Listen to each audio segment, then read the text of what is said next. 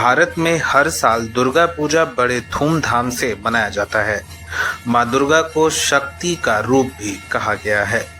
नवरात्र में 9 दिनों तक देवी के 9 रूपों की पूजा की जाती है।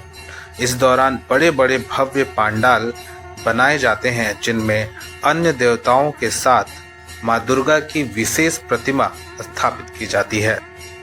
लेकिन माँ दुर्गा के प्रतिमा को लेकर एक बहुत ही विचित्र बात सुनने को मिलती है। दरअसल माँ दुर्गा की मूर्ति को बनाने में वेश्यालय के आंगन की मिट्टी का भी उपयोग होता है।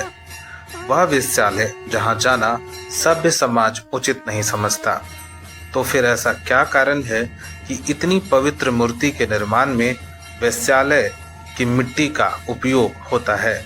ये एक बड़ा सवाल है। इस विषय में एक पौराणिक कथा प्रचलित है।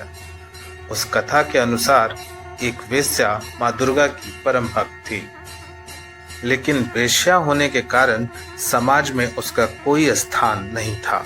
उसे सामूहिक पूजा पाठ जैसे कृत्यों में शामिल नहीं किया जाता था।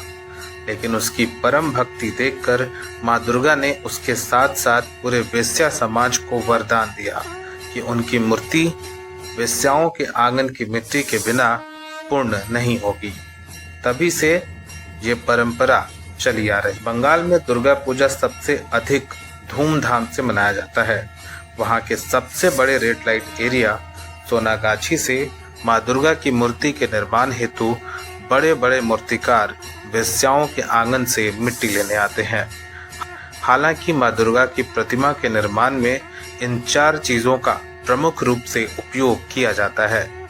इनमें गंगा घाट की मिट्टी, गौमूत्र, गोबर और वेश्यालय के आंगन की मिट्टी शामिल है।